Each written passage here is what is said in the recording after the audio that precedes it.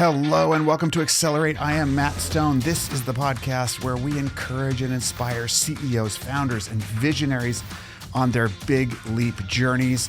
We talk about the stories and strategies that will help you accelerate toward your big leap destination with purpose, humility, an open mind, commitment to growth, and recognition that the way we get there is at least as important as where we end up. And I'm so delighted that you've tuned in today. And it is Friday, August 26th. I cannot believe we're knocking on the door of September, but here we are and going into another fabulous weekend. I hope you're well. And as always, thank you again for listening to this podcast. I'm so grateful that you do, and more people are, and that's a good thing, I hope. So listen, today I want to leave you at the end of this week with a very extra positive message.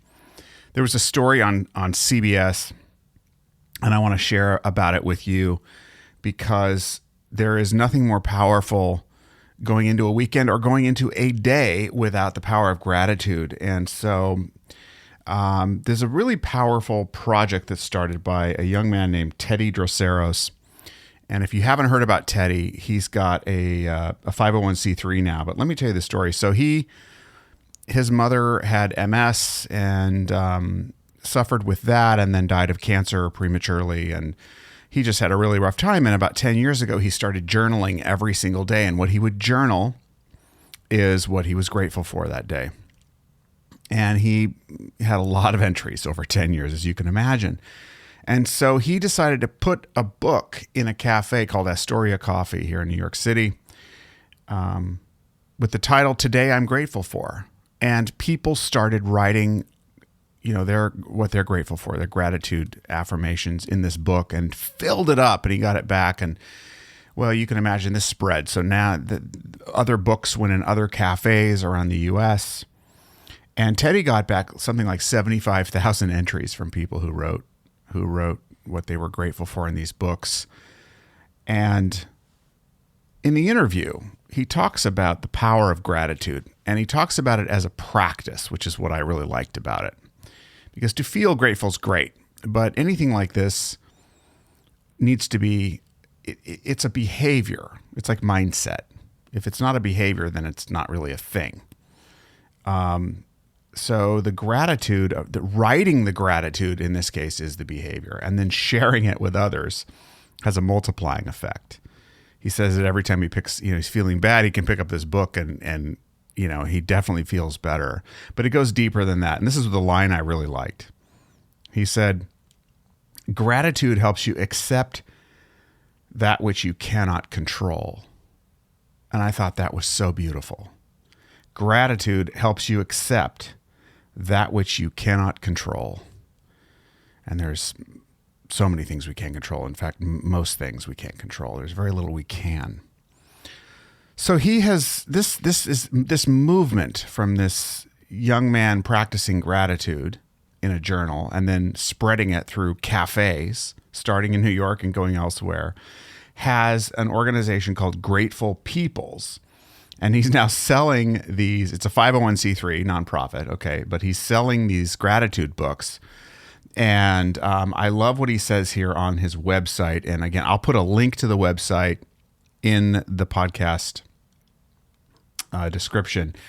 What we're learning on this journey, this is from the website. There's 5 things. 1, building a more grateful world begins with our imagination. 2, anything is possible if we truly believe in it. 3, human connection is our most powerful tool for making ideas happen.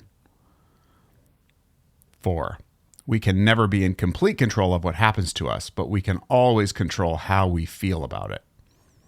5, everything we experience is a reflection of our mind, so it's important to take time to play and meditate with our thoughts.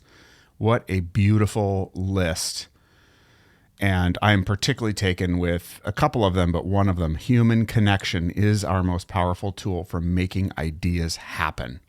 And that is so, so true. We don't ideate alone. even if you're alone when the idea comes. It's been influenced by other people and your experiences with other people. That's how we are. Creativity and connection cannot be decoupled.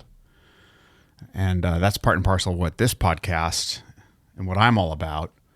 And so I just think this is the most beautiful thing. GratefulPeoples.com. I'll put the link in the description.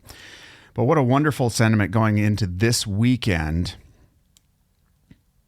How can we practice gratitude today and this weekend and come out the other end ready to tackle the challenges of the next day with more acceptance, better connection, and a little bit more joy in our heart? I'm going to leave it there. Have a great weekend. Thank you again for checking out this podcast. And as I ask every day, if you like this podcast, please do share it with someone you care about. Help connect with them through the podcast. And visit us at mattstone.co.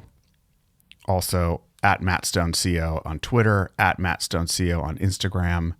And most of all, take good care of yourself. Have a great weekend. Rest up. Practice some gratitude. Eat something delicious and healthy. And we're going to check back with you on Monday. And by the way, this afternoon, I'm having a fantastic conversation with another amazing coach out of Denver. Her name is Alicia.